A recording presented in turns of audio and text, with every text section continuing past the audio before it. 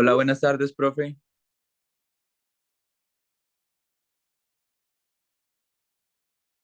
Hola, buenas tardes, ¿cómo le va? Bien, gracias a Dios. Bien.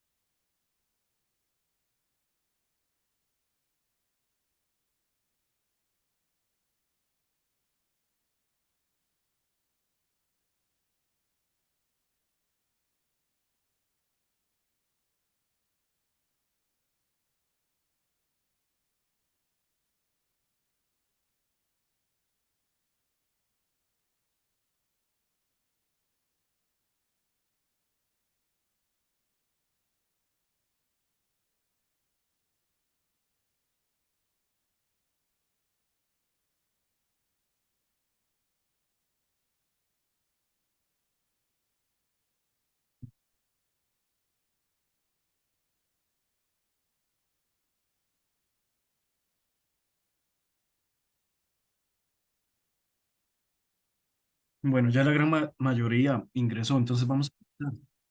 La idea con la clase de hoy es terminar la teoría de dos temas, el tema de cantidad de movimiento angular y el tema de equilibrio. Estamos haciendo todo lo posible para tener el examen revisado el jueves, entonces el jueves pues espero poder entregar los resultados y también terminar la teoría, que sería el tercer tema, el de fluidos. Pero hoy entonces vamos a terminar la teoría de los temas de cantidad de movimiento angular y del tema de equilibrio. Profe, disculpa, ¿de casualidad las presentaciones las vas a subir ahora? Sí, de hecho se las puedo mandar de mismo. Ok. ¿Y práctica también va a haber? Sí, bueno, no la he terminado, pero posiblemente haya. Ok, está bien.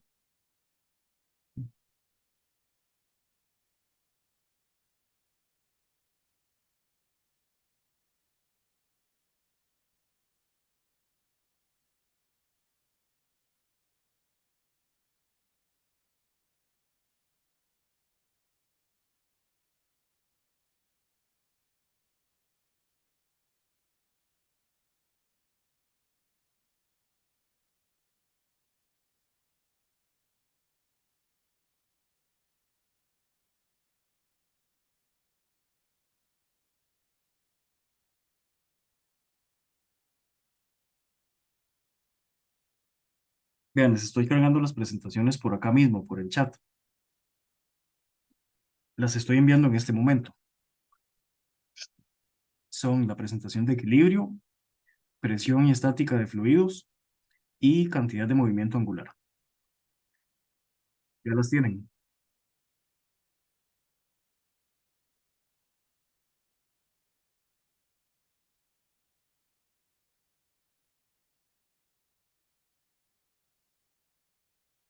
Se las envié en PowerPoint, no están en PDF. Sí, profe, ya aquí las estoy descargando.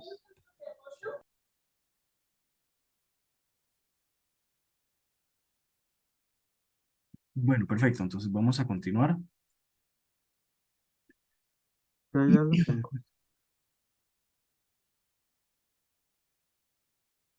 Ya ven mi presentación, ¿verdad? Sí, profe.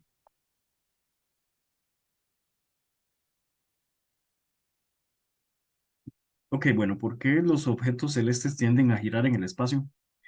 Eso le pasa en realidad a cualquier objeto. Cualquier objeto cuando adquiere movimiento de traslación o de rotación por inercia, quieren seguir ese movimiento.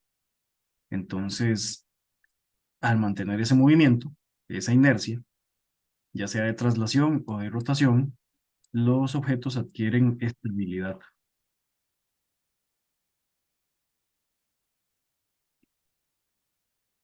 En la cantidad de movimiento angular, tenemos que recordar el concepto de cantidad de movimiento lineal. El lineal era P, que es M por V.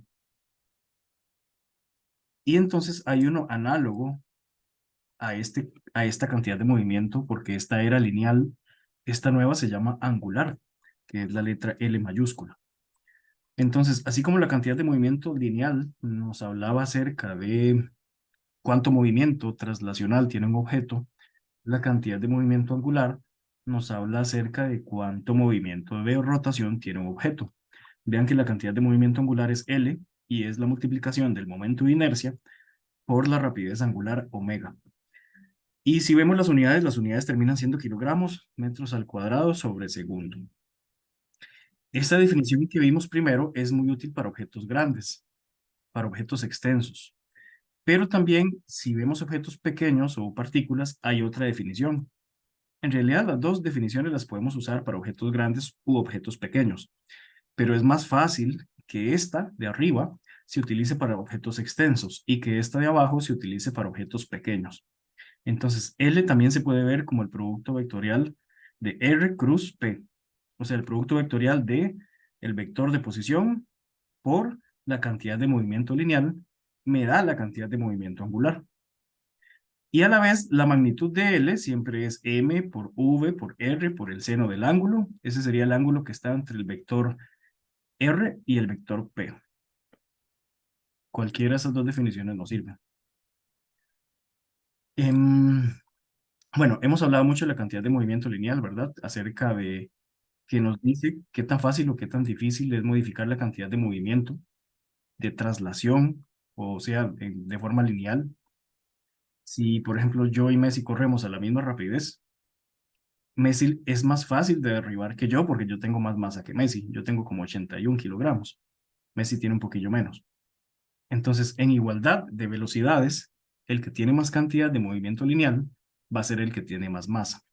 Algo parecido o de forma análoga sucede con el concepto de cantidad de movimiento angular, solo que esta cantidad de movimiento es para analizar la cantidad de movimiento de los giros, de las rotaciones, por eso se llama angular. Entonces, entre mayor sea el momento de inercia y mayor sea la velocidad angular, más cantidad de movimiento angular tiene un objeto. Y eso quiere decir que cuesta más modificar su estado de rotación. Si un objeto tiene mucha cantidad de movimiento angular, entonces cuesta mucho cambiar su cantidad de rotación, su velocidad angular. Y por eso decimos que es más estable. Como la mayoría de los objetos celestes que están girando, bueno, esa forma de girar les da mucha estabilidad. Y bueno, todo en el universo busca estabilidad, ¿verdad? Lo hemos hablado muchas veces. Hay una persona que tiene muchos problemas para ingresar y va y viene. Entonces, si ven que de repente dejo de hablar, es porque la ingreso y luego sale, y la ingreso y luego sale, posiblemente un problema de internet. Estos problemas los vamos a dejar para comenzarlos luego, porque ahorita estoy intentando terminar la teoría y las ecuaciones relacionadas con la teoría. Este problema también. Luego, otro análisis que podemos hacer es cómo cambia la cantidad de movimiento angular con el tiempo. O sea, la cantidad de movimiento angular puede ser que cambie con el tiempo. Nosotros teníamos esta ecuación que ya la hemos visto y la hemos aplicado, que es la segunda ley de Newton para las rotaciones. Básicamente lo que dice que el total de los torques es igual al momento de inercia por la aceleración angular. Resulta que si nosotros tenemos... Profe, Sí, yo no sé si a los demás les pasa, pero a mí se me quedó pegado en el problema 11.15. A mí también. voy otra vez, voy a salirme y voy a verlo otra vez. Ok, ok. Me avisan si ya lo ven. Y ya, listo, gracias, profe. Listo, profe. Perfecto, gracias. Entonces, les decía que esta ecuación de suma de torques es I por alfa, ya la vimos y ya la hemos utilizado muchas veces. Bueno, otra forma de ver esto es que si nosotros calculamos el total de los torques sobre un objeto o sobre un sistema, ese total de los torques también nos puede dar el cambio de la cantidad de movimiento angular en el tiempo.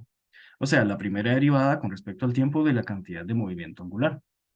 Cuando la cantidad de movimiento angular cambia, eso se debe a que hay torques externos netos, o sea, el torque externo va a dar diferente de cero. Si calculamos el torque externo y nos da diferente de cero, eso quiere decir que la cantidad de movimiento angular va a cambiar. Y eso quiere decir que ya sea la velocidad de giro o la dirección del giro van a estar cambiando, o su momento de inercia. Entonces, si tuviésemos un sistema aislado, cuando hay sistemas aislados, aislado significa que es un sistema que no interviene con otro sistema, ni con otras fuerzas, ni con otros torques. En el caso de que hayan sistemas aislados, vamos a decir que no hay torques externos actuando. Cuando no hay torques externos actuando, se va a dar otra nueva conservación, otra ley de conservación, que se llama la conservación de la cantidad de movimiento angular. Recuerden que las leyes de conservación lo que nos dicen es que hay algo que se conserva, hay algo que se mantiene, que no cambia. Hemos visto hasta ahora dos leyes de conservación. La primera fue la ley de conservación de la energía, que dice que la energía total antes debe ser igual a la energía total después. La segunda fue la conservación de la cantidad de movimiento lineal, que son las ecuaciones que usamos para analizar choques o explosiones o tirar objetos. Pero esa nos habla solamente de una cantidad de movimiento que se da en línea recta, en forma de traslación. Esta nueva conservación también nos habla de algo que se mantiene constante, pero en este caso es del movimiento angular, del movimiento de rotación. Cuando la suma de torques la definimos como de LVT, si no hay torques externos netos, significa que el lado de la izquierda de esta ecuación se hace cero. Y si el lado de la izquierda se hace cero, tenemos esta ecuación que está aquí. Ustedes ven mi cursor, ¿verdad? Sí, profe. Ok, entonces esto significa que lo de la izquierda es cero y lo de la derecha es dl de t. Lo de la derecha tenemos la derivada con respecto al tiempo de algo. ¿Cómo tiene que ser este algo para que si yo lo derivo me dé cero? Una constante. Tiene que ser una constante. Entonces, L tiene que ser una constante para que cuando usted la derive con respecto al tiempo dé cero. Entonces, si la suma de todos los torques, que es lo mismo que tenemos aquí a la izquierda de la ecuación, nos da cero, eso va a implicar que la cantidad de movimiento angular va a ser constante. O sea, la cantidad de movimiento al inicio debe ser igual que la cantidad de movimiento angular al final. Se mantiene constante. Y como la cantidad de movimiento L se puede definir como I por omega, podemos decir que I1 por omega 1 es igual a I2 por omega 2. O lo que es lo mismo, I inicial por omega inicial es igual al momento de inercia final por la rapidez angular final. Esta ecuacióncita que está aquí es conocida como la conservación de la cantidad de movimiento angular. Toda la L, recuerden que L es I por omega, toda la L antes tiene que ser igual a toda la L después. En conjunto tiene que conservarse. Vean que esto que está aquí nos habla acerca del momento de inercia, y el momento de inercia nos dice acerca de la facilidad o dificultad para rotar algo. Hay objetos que tienen momento de inercia muy grande porque la masa se encuentra más lejos del eje o porque son un poco simétricos. Pero hay objetos que tienen el momento de inercia más pequeño porque tienen la masa muy compactada, muy cercana al eje de rotación. A la vez, uno puede analizar la velocidad de giro de esos objetos. Entre estos dos, la multiplicación de estas dos cosas siempre tiene que ser constante y tiene que ser igual a la multiplicación de estas dos cosas al final. Entonces, la conservación de la cantidad de movimiento angular es esta formulita que tenemos aquí. Puede verse de esta manera.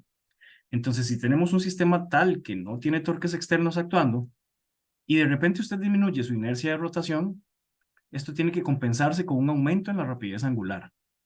Si disminuimos el momento de inercia, hay que aumentar la rapidez de giro y viceversa. Eso es lo que dice esta ecuación de aquí. Entonces, esto explica muchas cosas, como los giros de los patinadores o los clavadistas cuando acercan las manos al cuerpo. Cuando una persona, por ejemplo, está girando y de repente acerca los brazos y las piernas a su cuerpo, está acercando su masa al eje de rotación. Si acercamos la masa al eje de rotación, disminuimos el momento de inercia. Y si usted disminuye el momento de inercia, por conservación, tiene que aumentar la rapidez de giro. O sea, si una variable disminuye, la otra tiene que aumentar. Yo les había dejado este videito por acá. Vamos a verle un toquecito.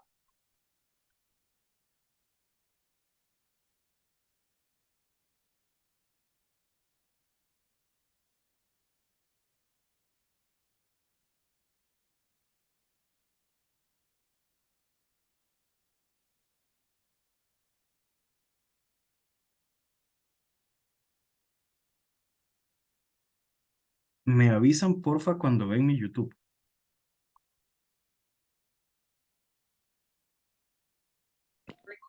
Listo, profe, ya se ve. Ok, perfecto. Analicemos este video. Es de una patinadora que va a girar. A veces va a girar más, a veces va a girar menos. ¿Alguna vez te preguntaste cuál es la ciencia detrás de fenómenos tales? Pregunta, ¿están escuchando el audio del video? Y profe, sí se escucha. Perfecto, ok. ¿Cómo? ¿Por qué los patinadores sobre hielo pueden girar tan rápido y además controlar la velocidad con la que giran? ¿O cómo se realiza un clavado olímpico perfecto? El principio físico que fue el papel más importante para la explicación de estos fenómenos es la conservación del momento angular.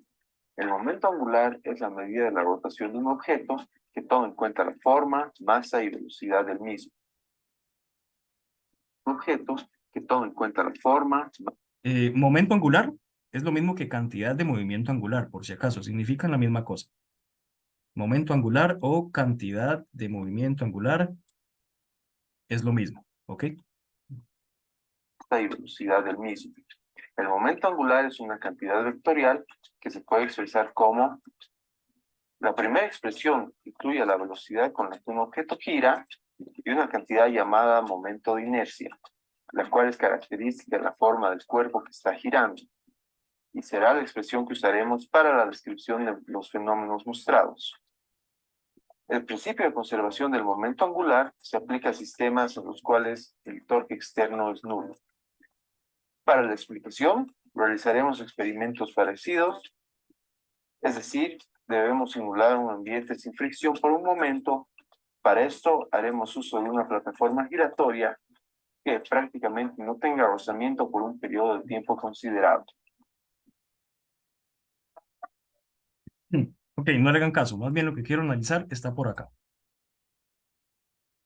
Vamos a ver el giro que hace esta muchacha. Desde acá. Ok, primero que todo, imaginarse el eje de rotación. ¿Por dónde pasa el eje de rotación? La forma, masa y velocidad del mismo. Por el ombligo, profe. Bueno, no sé si por el ombligo, pero sí pasa como por acá, ¿verdad? Viene de abajo para arriba, es una línea recta. Como Y por la tiene, pierna derecha o izquierda, no sé cuál es esa, la que está puesta eh, sobre el piso. sí, es a la derecha, ¿verdad? Pasa por ahí, perfecto. Es un eje infinito de abajo hacia arriba, ¿ok? Y la dirección del giro, pues se puede ver claramente. Ahora, cuando ella está girando de esta manera, pongan atención a la velocidad con la que gira. Y pongan atención a la velocidad con la que va a girar después cuando suelta la pierna o cuando encoge el cuerpo. Vean la velocidad de giro. ¿Qué pasó con la velocidad de giro ahí cuando se encogió? ¿O qué pasó cuando estira los brazos y las piernas? Veámoslo acá otra vez. Vean la velocidad de giro ahí. Y luego encoge la masa, encoge el cuerpo y lo acerca al eje. Pregunta, ¿cuánto es la cantidad de movimiento angular? Bueno, ¿cuándo el momento de inercia es más grande y cuándo es más pequeño para ella? Su momento de inercia. Más pequeño cuando se encoge o cuando Ajá. se acerca digamos, cuando se hace pequeña. Exacto, cuando ella se hace como bolita, cuando se acerca la masa al eje de rotación, si usted compacta la masa, el momento de inercia se hace más pequeño. ¿Qué pasa si el momento de inercia se hace más pequeño? Por conservación de cantidad de movimiento angular, ¿qué sucede? El momento de inercia se hace menor y aumenta la velocidad. Y aumenta la velocidad de giro. Exacto, entonces si usted disminuye el momento de inercia, si usted compacta la masa, tiene que aumentar la velocidad de giro, el omega.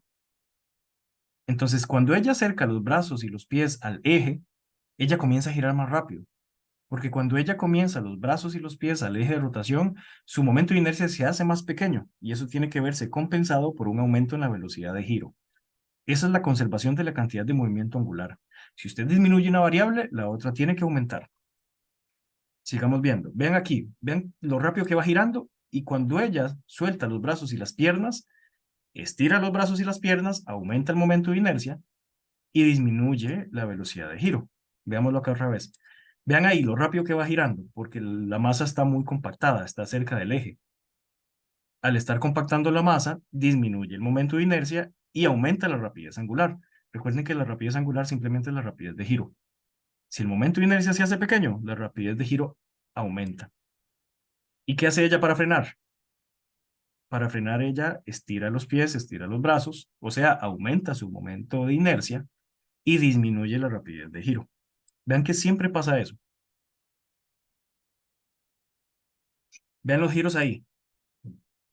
Cuando ella está girando así, con su pierna alargada y su tronco lejos del eje. Vean que el eje pasa por la pierna. ¿Cómo es el momento de inercia ahí? ¿Pequeño o grande? Grande, por eso las vueltas son lentas. Claro, por eso las vueltas son más despacio. Aquí el momento de inercia es más grande. Por eso la rapidez angular tiene que ser más pequeña. Si la rapidez angular es pequeña, las vueltas van más despacio. Vean que después ella va a comenzar a compactar su masa. Ve, ella se acerca y se hace bolita. Cuando ella acerca la masa al eje de rotación, gira más rápido. Cuando ella se estira, vean ahí lo rápido que va. Ahí prácticamente toda la materia está ubicada sobre el eje de rotación. Por eso el momento de inercia se hace tan pequeñito. Y por eso gira tan rápido. Momento de inercia pequeño, rapidez angular alta. Esa es la mejor explicación que hay de la cantidad de movimiento angular. Una variable tiene que compensar a la otra.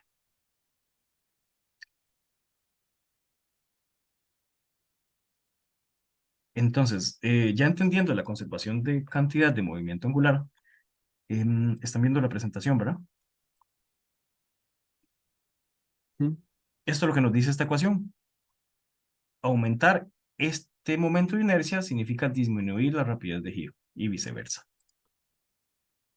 Después, de hecho, tenemos que hacer un ejercicio muy parecido, que es este ejercicio que está acá, pero lo vamos a hacer cuando ya le entremos a la parte de la práctica. Luego hacemos este también. Y listo, ese es el tema de cantidad de movimiento angular. Yo les había dicho que la parte más difícil del curso era este tercer parcial. Entonces ya vimos uno de los tres temas. Vamos a pasar al tema siguiente. El tema siguiente, de hecho, es bastante fácil también. Es el tema de equilibrio. ¿Están viendo la presentación? Sí, profe. Bueno, perfecto. El tema de equilibrio en realidad técnicamente ya lo hemos visto. Ya hemos hablado mucho de esto. Equilibrio significa algo que no está girando y algo que no se está trasladando, que está quieto.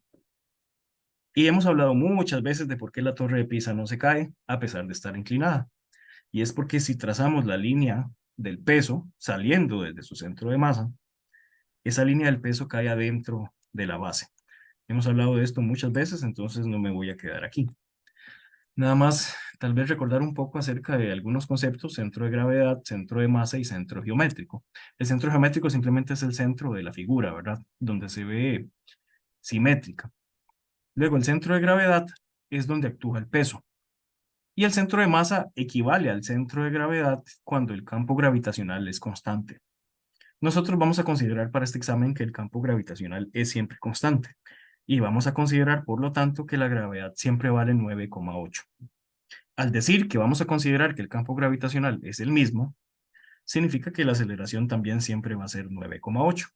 Y si es así, centro de masa es lo mismo que centro de gravedad. En general, el centro de masa no es siempre lo mismo que el centro de gravedad. En general pueden ser diferentes.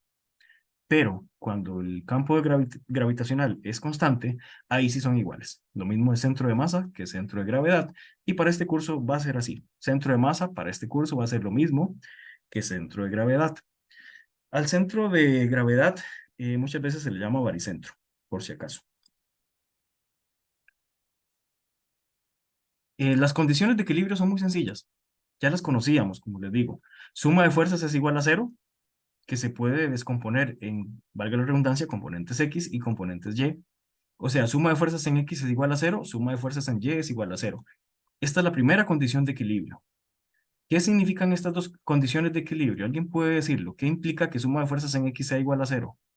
Que no se va a mover ni en el eje X ni en el eje Y. Exacto, eso es lo que significa, tanto para X como para Y. Significa que no hay traslación, que no se traslada dimensionalmente en línea recta, ni en X ni en Y.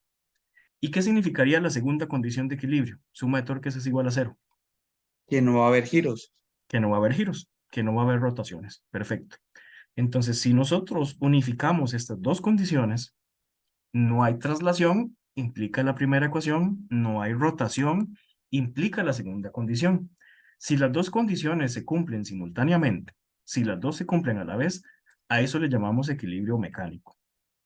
Entonces, equilibrio mecánico no lo especifico por acá, pero equilibrio mecánico es cumplir con estas dos ecuaciones simultáneamente. Eso es equilibrio mecánico.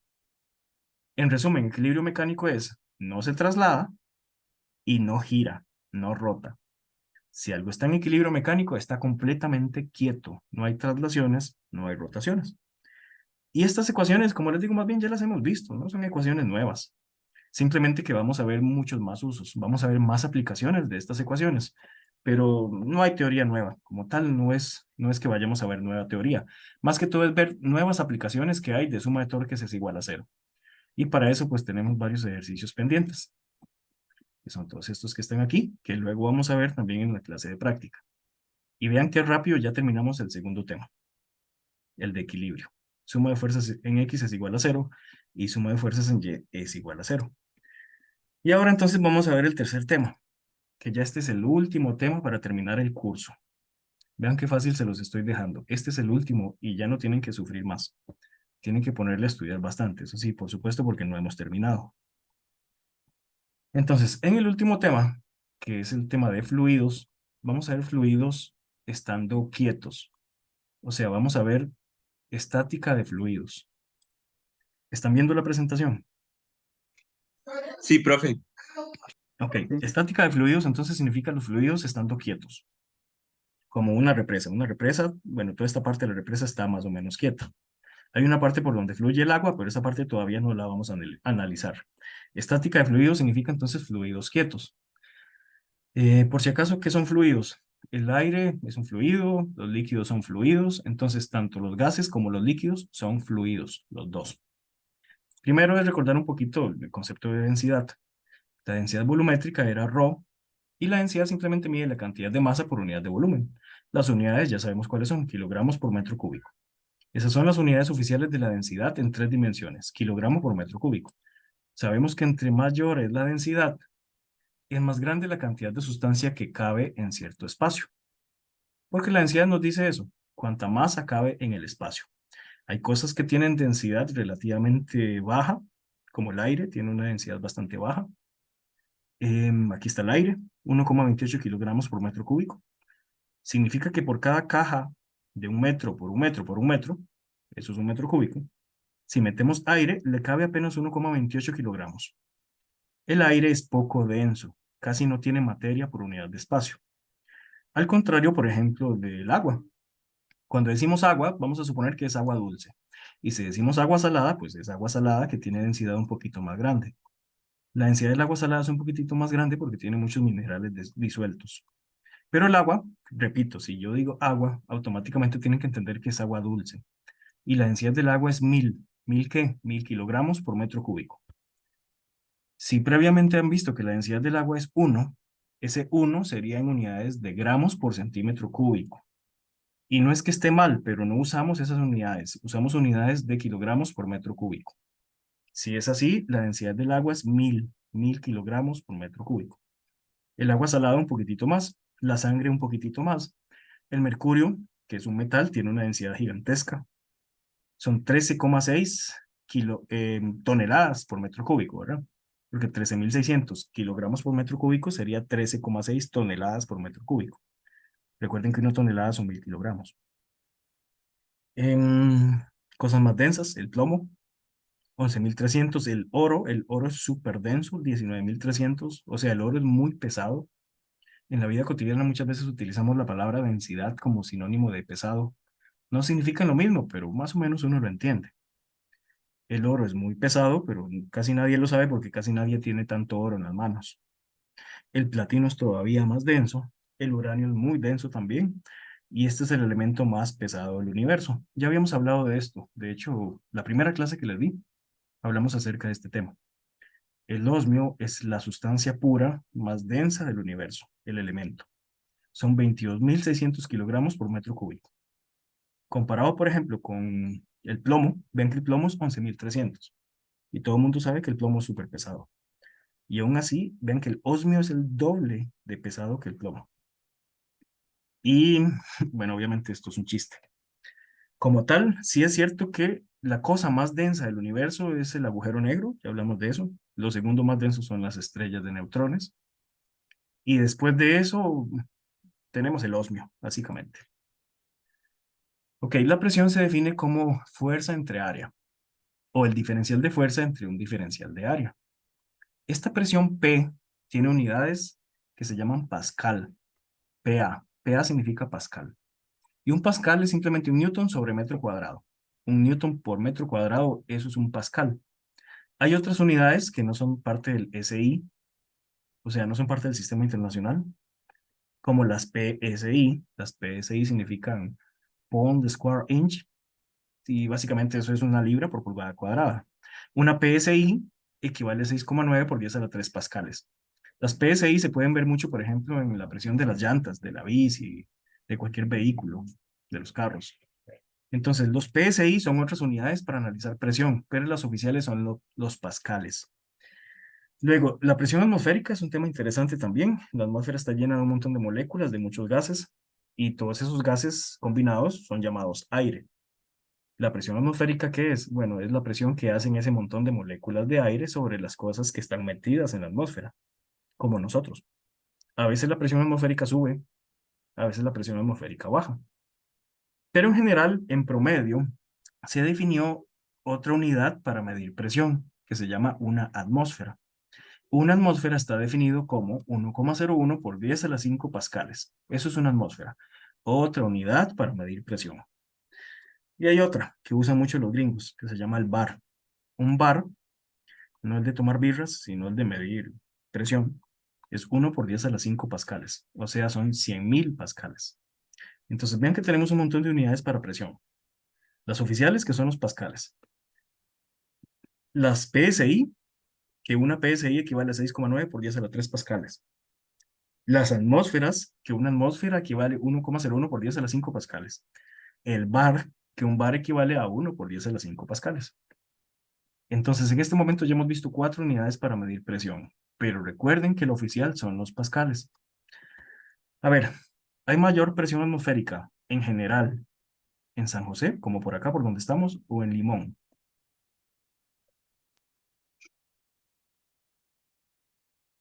¿Qué opinan?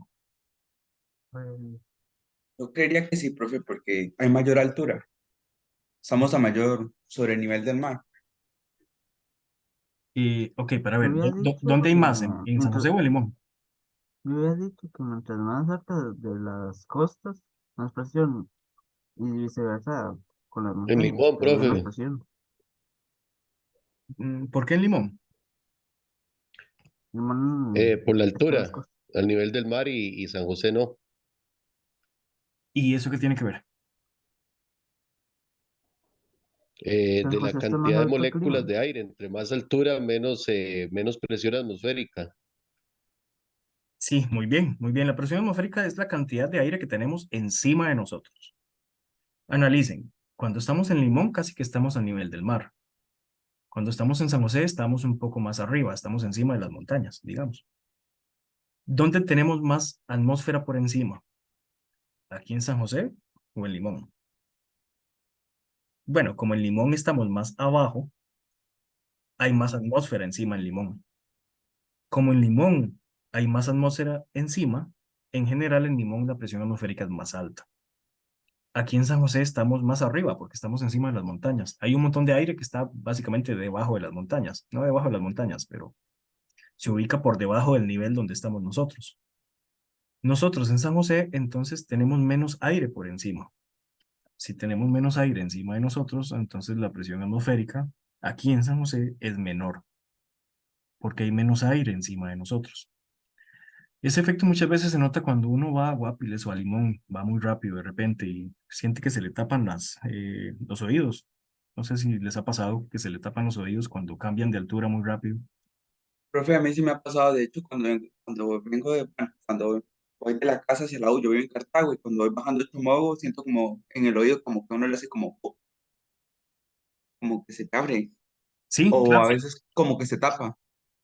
Sí, y eso sucede porque en realidad nosotros escuchamos por diferencias de presión. Todo esto lo van a ver en física 2, pero el sonido y gran parte del equilibrio, obviamente, bueno, se percibe por el oído. Y el oído tiene la cámara timpánica y la membrana timpánica que deja pasar más o menos presión. Entonces, algunas veces cuando hay un cambio muy brusco de presión atmosférica, a esa membrana no le da tiempo de equilibrar la presión interna de nosotros con la presión externa. Y si no le da tiempo de equilibrarla, usted siente que como que está taponeado, como que le cuesta escuchar. Y eso se debe a cambios muy bruscos de presión muy rápidamente, por cambiar de altura muy rápidamente. Es parecido a cuando uno se marea. Cuando uno se marea tiene mucho que ver también, todo lo que tiene que ver con el equilibrio, tiene que ver más que todo con el oído. No parece, pero uno escucha no solo para oír las cosas, sino también para poder equilibrarse y no caerse tan fácilmente. Bueno, como la presión es de F entre dA, uno puede calcular siempre la presión o la fuerza, dependiendo, pues, con esta definición. Si uno hace un cambio de variable y divide y todo lo demás, uno puede encontrar una fuerza haciendo la integral de la presión en el área. Para eso les dejo este ejercicio que ya está resuelto para que lo analicen, ¿verdad? Es un ejercicio del libro. Yo no hago ejercicios resueltos, es una pérdida de tiempo, pero analícenlo ustedes y cualquier cosa después me hacen la consulta. Em, Hay una ecuación que nos ayuda a ver cómo cambia la presión adentro de un fluido. Y para eso hay que definir primero la presión absoluta. La presión absoluta P es la suma de estas dos cosas. P0, ¿qué es? P0 es la presión que hay en la superficie. Y este otro que está aquí es la densidad del fluido por 9,8, que es G, por H. Esta H no es una altura, es una profundidad. Más bien es como si fuera una altura al revés. Es qué tan profundo estamos metidos debajo del fluido. Entonces, la presión absoluta es la presión que hay en la superficie más la densidad por la gravedad por la profundidad. Esta ecuación lo que nos dice es que entre más profundo estemos sumergidos, más presión experimentamos. No sé si les ha pasado, por ejemplo, que se meten en una piscina muy profunda o a un río muy profundo. ¿Alguien lo ha hecho?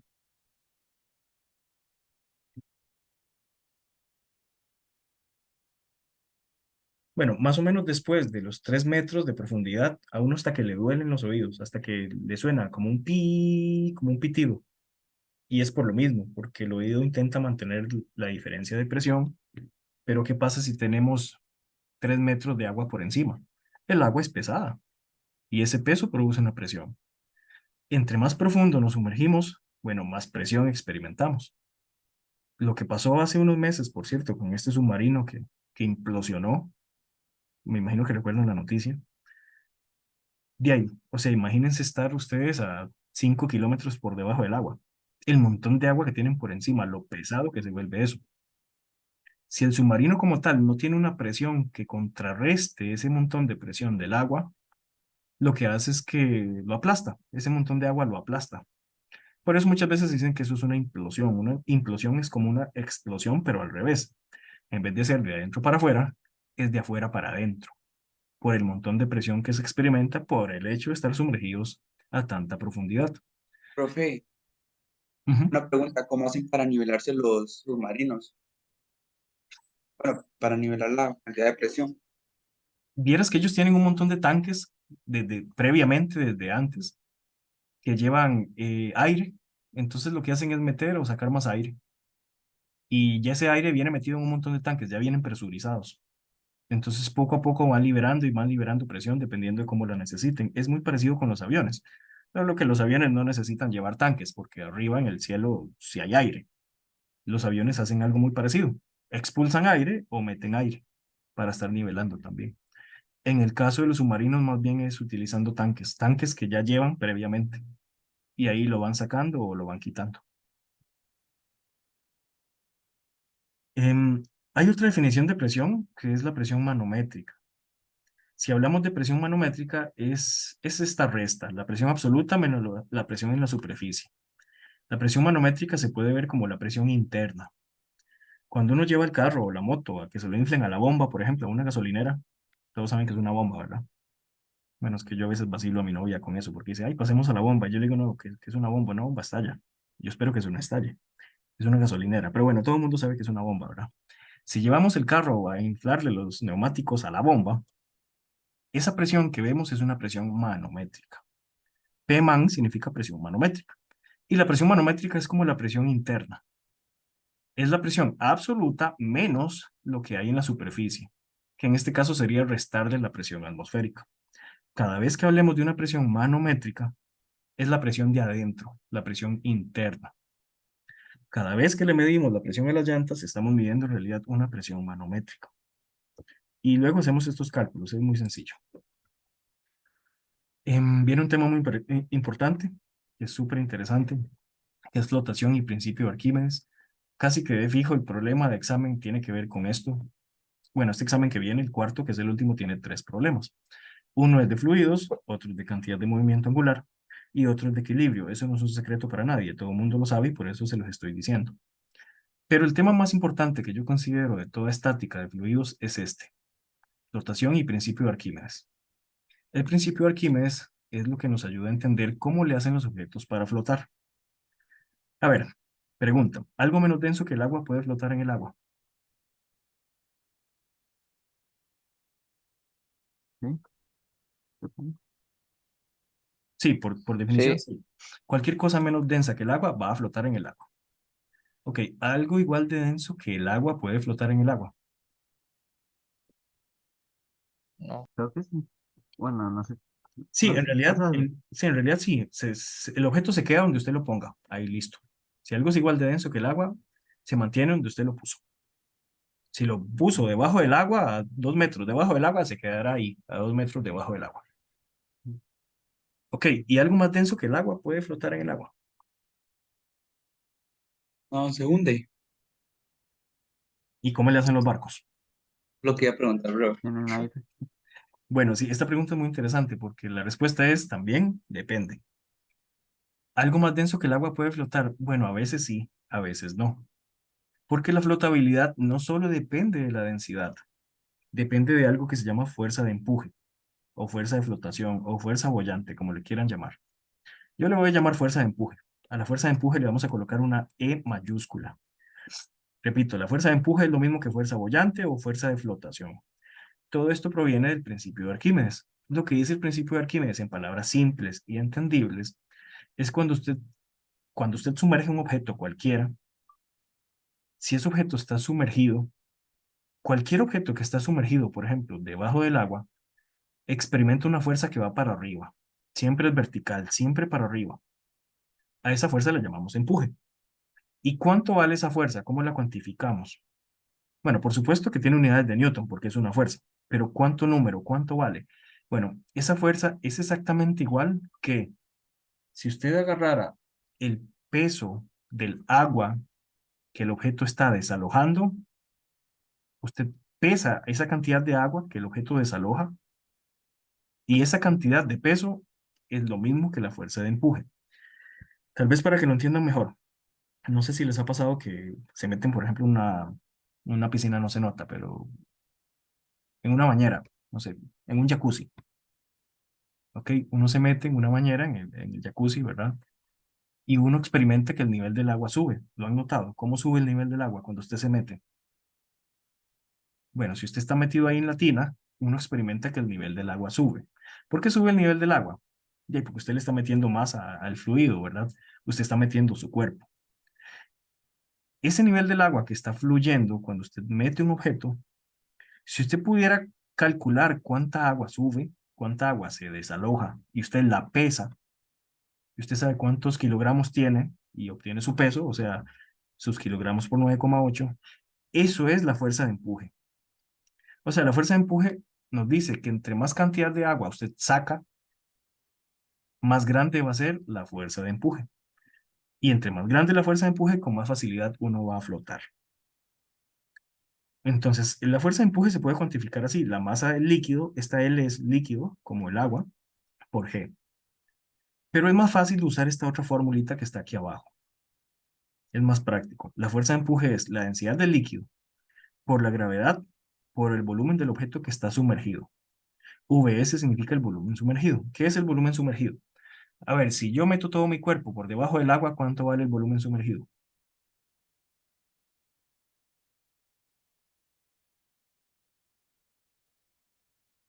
De ahí todo el volumen El del cuerpo. volumen no total puesto aquí. El volumen sumergido, VS, es todo el volumen del objeto que está por debajo del agua. Si yo meto todo mi cuerpo, pues el volumen sumergido sería el volumen de todo mi cuerpo. A ver, si yo meto solo la mitad de mi cuerpo al agua, ¿cuánto vale el volumen sumergido?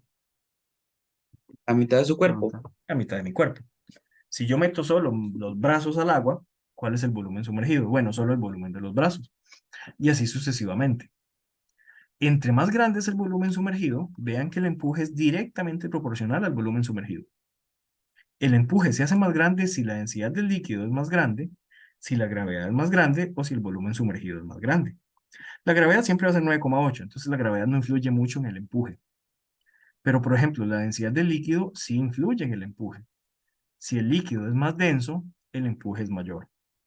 O el volumen sumergido. Si usted sumerge mucha cantidad de volumen del objeto, con más facilidad va a flotar. Entonces, si el volumen sumergido es más grande, el empuje se hace más grande y por eso flota más fácil. Por eso es que los barcos, uno casi no lo nota, pero los barcos por debajo del agua son gigantes. Los barcos son anchos, tienen mucho volumen y tienen mucho volumen porque entre más grande es el volumen sumergido, más grande se hace la fuerza de empuje y entre más grande la fuerza de empuje, con más facilidad va a flotar el objeto.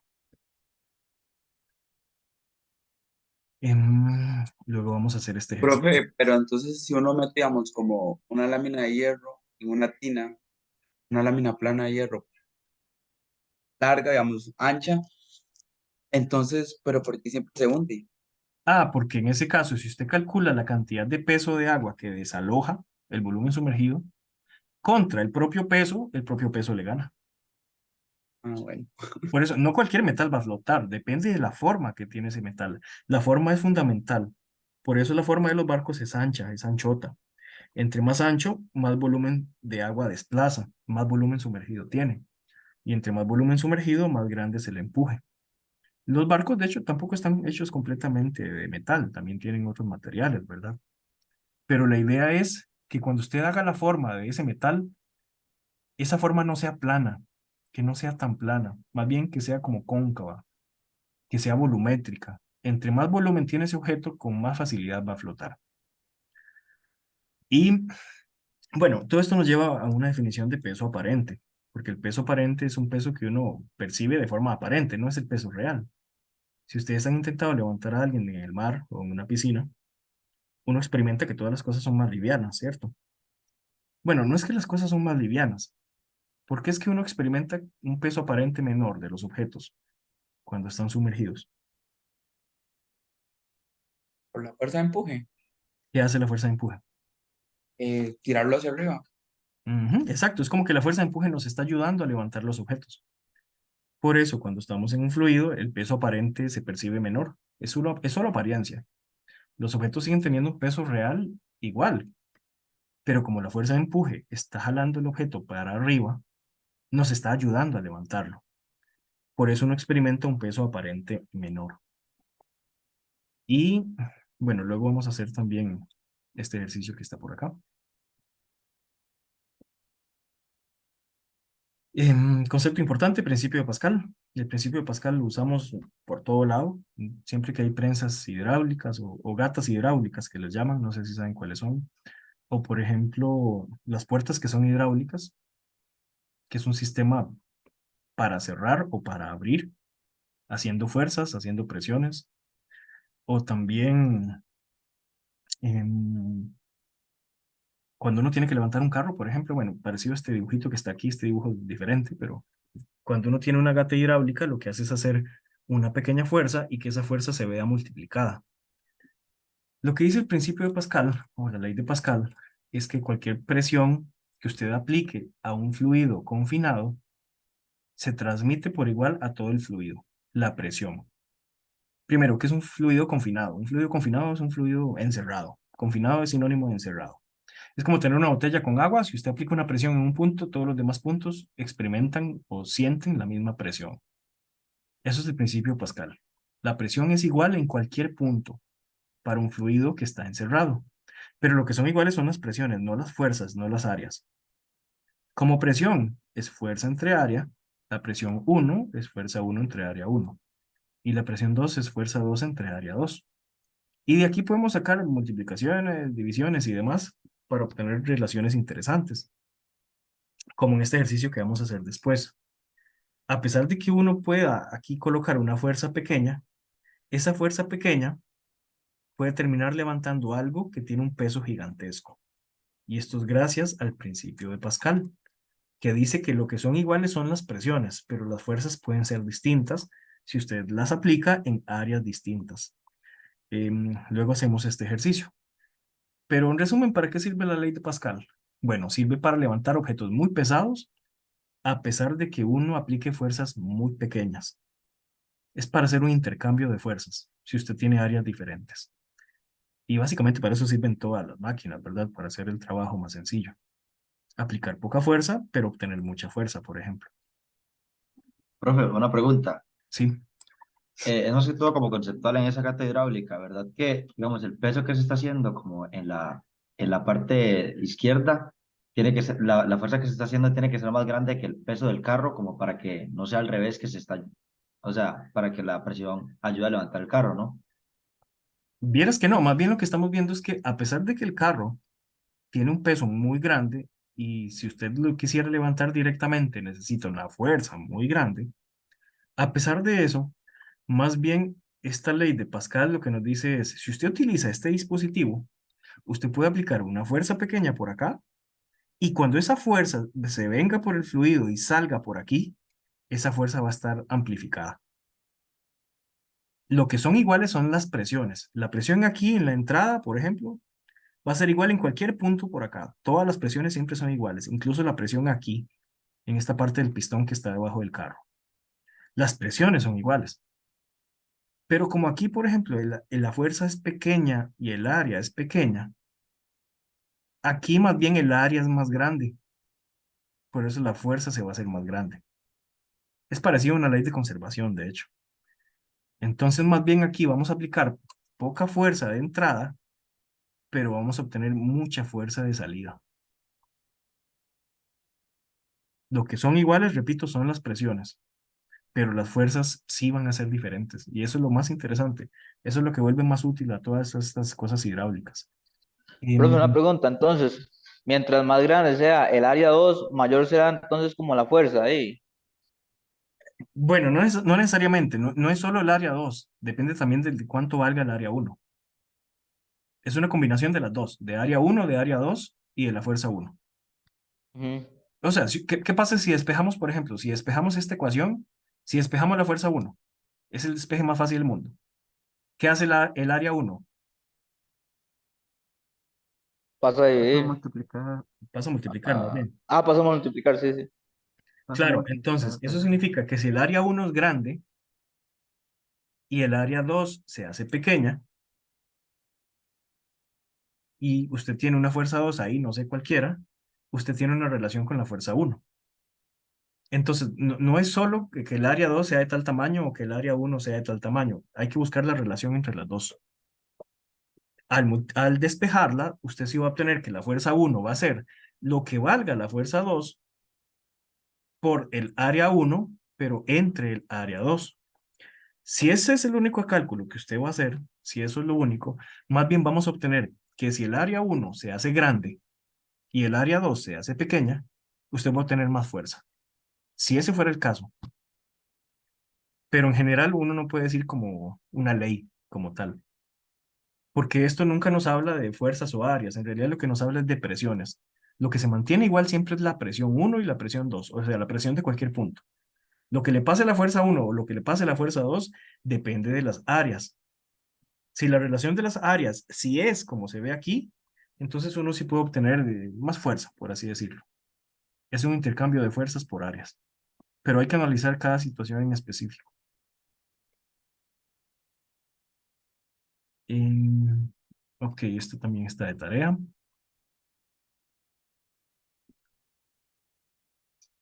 Algo que les va a servir para toda la vida. Este es, bueno, otro dispositivo. Es un esfigmomanómetro que lo que hace es medir presión arterial, la presión que ejerce la sangre contra las arterias. Todos los han visto, ¿verdad? De fijo. Y es bueno que todos tengamos uno en la casa, especialmente para sus papás, sus abuelos, gente que padezca de la presión. Se llama esfigmomanómetro, pero es un manómetro. Cuando hablamos de un manómetro, ¿qué es un manómetro cualquiera? Un manómetro es un instrumento para medir presión. Así de simple. Cualquier manómetro es eso, un instrumento para medir presión. Este específicamente mide la presión arterial. Cuando vemos estos dispositivos, las unidades en las que están son otras unidades, tal vez las han visto en química. Se llaman torr, en honor a Torricelli. Un torr equivale a 1 milímetro de mercurio, que son otras unidades. Y una atmósfera equivale a 760 torr. O lo que es lo mismo, una atmósfera equivale a 760 milímetros de mercurio. Cada vez que vemos estos numeritos que están aquí, estos numeritos, adivinen en qué unidades están. Bueno, están en unidades de torr, que es lo mismo que milímetros de mercurio.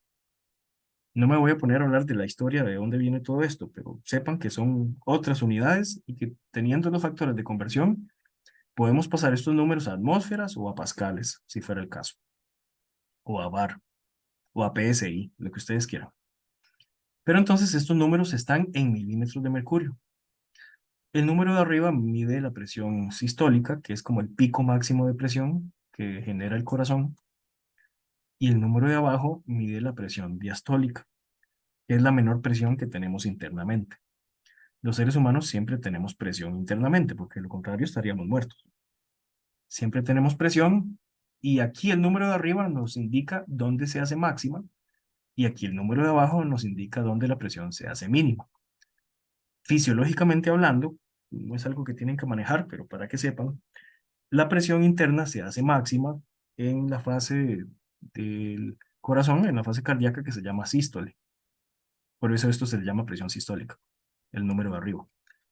Y el número de abajo es donde la presión se hace mínima, que se hace en la fase cardíaca que se llama diástole. Entonces, estos son números. Normalmente estos números deberían estar el de arriba en 120 y el de abajo en 80 para varones. Los hombres tenemos normalmente presiones un poquito más altas.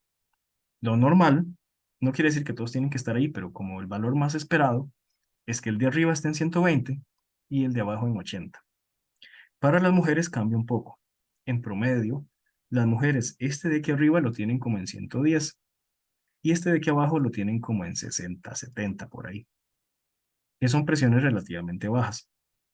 Pero en cuanto a presión arterial, hay una diferencia muy marcada entre hombres y mujeres. Y es así por, bueno, gran parte de lo que hemos hablado de los requerimientos que tiene el cuerpo, dependiendo si tiene más tejido magro, si tiene más músculos. En general, todos, si ustedes hacen un promedio general de todo el mundo, de los miles de millones de hombres y los miles de millones de mujeres, de hecho hay datos, los hombres tenemos un poquito más de musculatura y las mujeres no tanto, y por eso los hombres tenemos presiones arteriales más grandes, porque necesitamos bombear sangre a más lugares y con más fuerza. Las mujeres en general la tienen un poco más bajita, pero tampoco tiene que ser mucha la diferencia. O sea, este número de aquí arriba no debería bajar de 100 nunca, y este número de aquí abajo no debería bajar de 50 nunca. A eso se le llama hipotensión o tensión baja, presión baja. Normalmente cuando la gente tiene presión baja se desmaya mucho o se marea o siente calambres y cosas así. Por el contrario, si este número de aquí excede la sístole, si excede 140, a eso se le llama presión alta o hipertensión. O si este de abajo excede 85, 90. Normalmente la presión alta comienza cuando este de aquí abajo, la diastólica, llega como a 90 y este de arriba supera 140. De hecho, ya eso sería hipertensión grado 1. Hay varios grados de hipertensión. Obviamente, entre más grande es esa presión, peor es la hipertensión. ¿Qué podría pasar si tenemos la presión muy, muy alta? Si esta presión que estamos midiendo es la presión que hace la sangre contra las arterias. A ver, pensémoslo como ingenieros, no como médicos. Pero la analogía es muy similar. Yo siempre les he dicho, por ejemplo, que un carro es súper parecido al cuerpo humano. Tenemos un montón de componentes iguales o semejantes o que hacen las mismas funciones. ¿Qué pasa, por ejemplo? A ver, los de civil, en algún momento lo van a ver, pero las cañerías de la casa, los tubos de la casa, ¿qué pasa si los tubos tienen demasiada presión? Se revientan Se o en revientan. algunos casos se despegan donde están pegados, las pegas se despegan. Bueno, algo parecido nos pasa internamente en el cuerpo si nuestra presión arterial es muy, muy grande. Las arterias cuesta mucho que se revienten. Cuando se revientan son casi siempre cuando son muy pequeñitas y a eso a veces se le llama derrame cerebral. Y eso sucede, bueno, como la palabra lo dice, a nivel de cerebro. Eso pasa si son muy pequeñitas. Cuando son más grandes, normalmente nuestras arterias aguantan bastante porque son muy elásticas. pero lo que pasa es que se ensanchan. Y cuando se ensanchan, pierden fortaleza. Y entonces eso va a generar en un montón de problemas más que va a implicar, y vamos a ver, bueno, lo van a ver después en física 2 cuando vean dinámica de fluidos, qué le pasa a los fluidos en movimiento. Si los fluidos en movimiento tienen un movimiento muy caótico, a eso se le llama turbulencia, que se generan como remolinos, por ejemplo. Si uno tiene mucha turbulencia a nivel de arterias o venas, de ahí la sangre no va y viene, casi que se queda en el mismo lugar, se queda dando vueltas. Y eso no es bueno, porque es sangre sin nutrientes, y eso implica un montón de problemas más. Entonces, todo esto es muy interesante y eventualmente lo van a ver en Física 2, pero al menos por ahora solo se los cuento para que sepan un poquito más y para la vida cotidiana. Y todos deberían tener un esfigmomanómetro, son muy útiles. Esto es parte de lo que les decía, no tienen que manejar esto. Simplemente es conocer que esto es un gráfico de presión en el eje vertical, tiempo en el eje horizontal. Esta parte de abajo es la presión mínima, que se llama diástole, les había dicho. Y esta parte de arriba es la presión máxima, que se llama sístole. Como les digo, normalmente la diástole debería estar ahí como entre 60 y 80, y la sístole debería estar como entre 100 y mucho 130, para que uno esté considerado como normal y que esté sanito. Y bueno, luego vamos a terminar estos ejercicios que están por acá. Este es muy bonito, este lo había usado en un examen hace tiempo. Y gracias, oficialmente hemos terminado la materia del curso. Este próximo jueves la clase sí va a ser presencial, como les digo, voy a entregarles el examen, vamos a hacer todo lo posible para entregárselos y vamos a comenzar ya con el proceso de hacer práctica. Entonces el jueves haríamos un poquito de práctica, el lunes que viene un poquito de práctica antes del examen y recuerden que ya el otro jueves es el examen final para que le pongan bastante. ¿Tienen alguna consulta? Profe, Sí. ¿tiene la solucionario del examen? Sí, por ahí lo mandaron, ya casi se los mando al grupo de Telegram. Ok, Profe, está bien. profe, yo tenía una pregunta. Es que vieras que yo casi no pude ver todo, digamos, toda la clase. Tuve unos problemas también y, digamos, veo que la está grabando, entonces no sé si la pasa o Sí, sí, correcto. La idea es terminar de grabarla, que se descargue, luego la suba a YouTube y luego cuando posiblemente ya mañana esté lista, mañana se las mando. al grupo sería. Sí, sí, se los mando. Digamos, primero tengo que descargarla, luego subirla a YouTube. Sí, sí. Luego YouTube me da los permisos. Y luego cuando ya esté lista, yo se las mando al grupo de Telegram. Ujú. Ujú. ¿Algo más? Profe, sería mucho molestia que vuelvas a mandar las presentaciones, pero por Telegram. Es que como me salía la presentación de aquí a la reunión, ya no me parece. Ok, una preguntita. ¿Alguno de los que ya tiene las presentaciones los puede reenviar al grupo, porfa? Para que Ok. me ayuden con eso. ¿Alguien me ayuda con eso, porfa? Yo le puedo ayudar, profe, yo me encargo ahorita, yo lo envío al grupo. Perfecto. Muchísimas gracias. Profe, ahorita dónde estaban subidas, en mediación virtual. No, es que ahorita las cargué aquí al chat de Zoom.